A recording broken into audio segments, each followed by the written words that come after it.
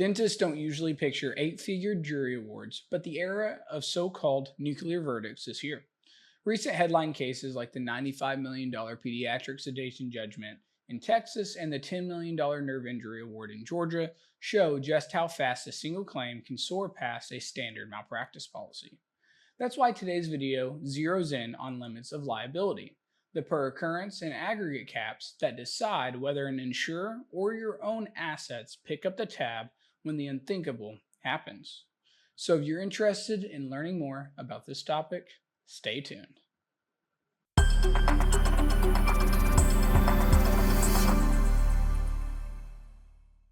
Hi, I'm Warren Pearson, Vice President at Insurance by Dentist and author of Insurance for Dentists Malpractice Edition.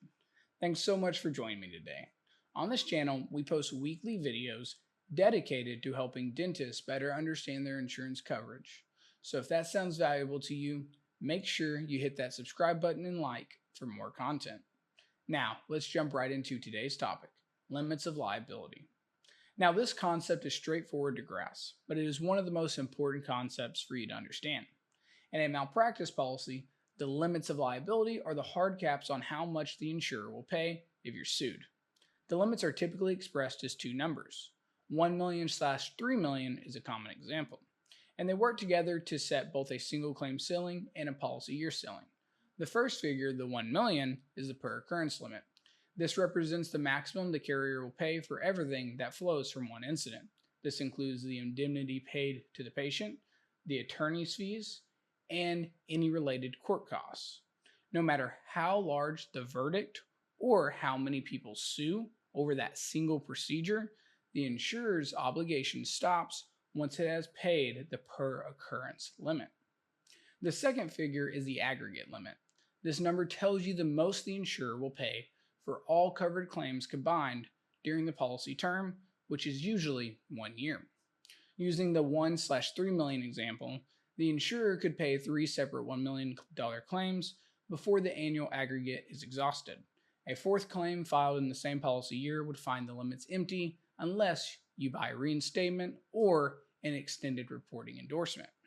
In short, the per occurrence limit shields you from a single catastrophic lawsuit, while the aggregate limit protects the insurer from a cluster of moderate-sized claims adding up to a unsustainable total. Selecting limits is therefore a balancing act.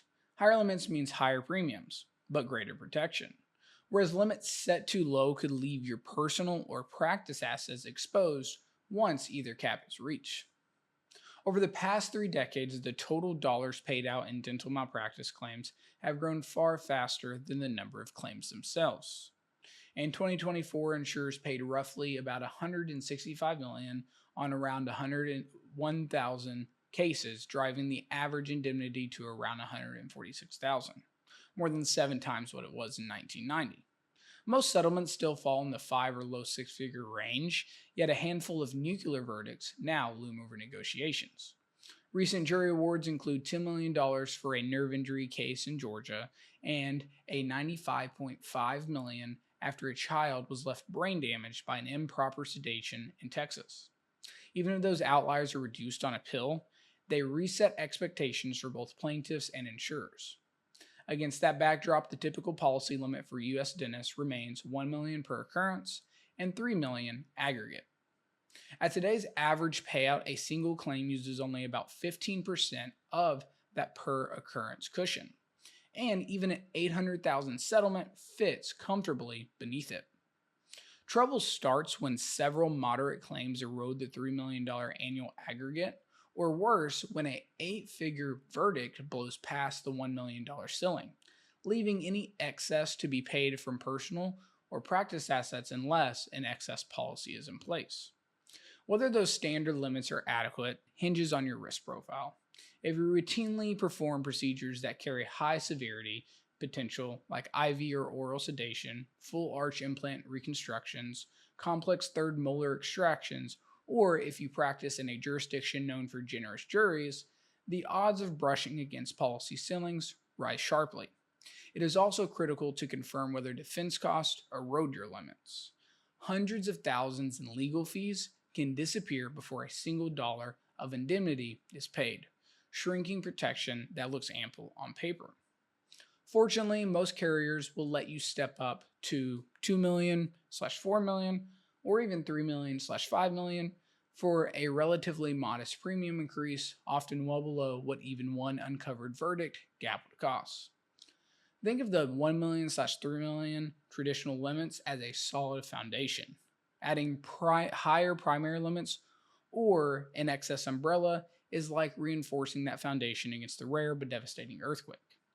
In an era of rising payouts and headline grabbing verdicts, that extra layer can mean the difference between a difficult year and a practice ending financial event. According to the National Practitioner Databank's public use file, dentists logged a little over 1,100 paid malpractice claims in 2024. That total is roughly $165 million at about an average of 146,000. While the annual claim count has held fairly steady for years, the dollars attached to each successful claim keep creeping up, which means severity is rising faster than frequency. Oral and maxillofacial surgeons sit at the top of that severity ladder.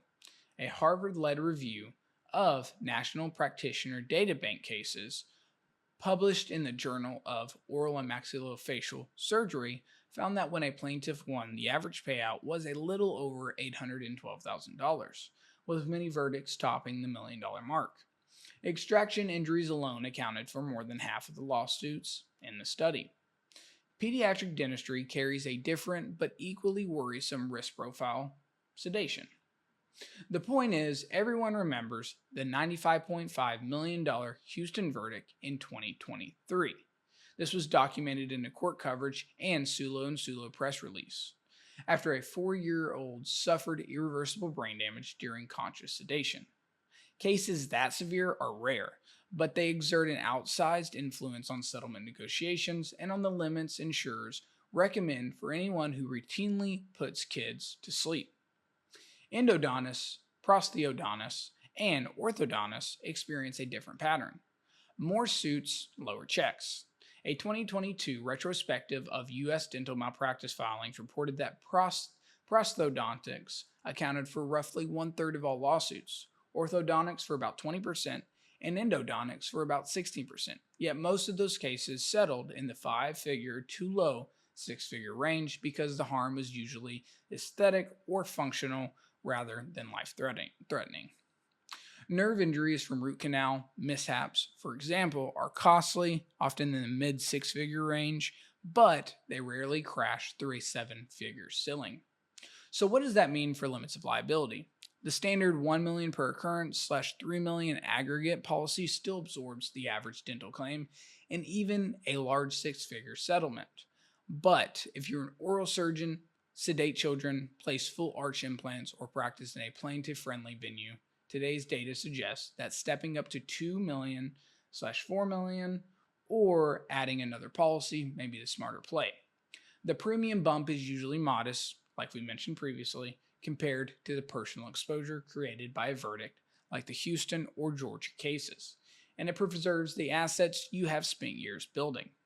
Take a hard look at your procedure mix, your state injuries climate, and whether defense costs erode your limits. If the numbers make you queasy, bumping up to 2 million / 4 million usually costs far less than one uncovered verdict gap. Protect your practice, protect your peace of mind, and keep doing great dentistry. That's going to wrap up today's video. Thank you so much for joining me today. If you found this video helpful, please hit that like button and subscribe. We release brand new content every week. And if you're interested in learning more about this topic or dental malpractice insurance, be sure to check out my book, Insurance for Dentists, Malpractice Edition, linked in the description below. I'm Warren Pearson, Vice President at Insurance by Dentists. Thanks again for watching, and I'll see you in the next video.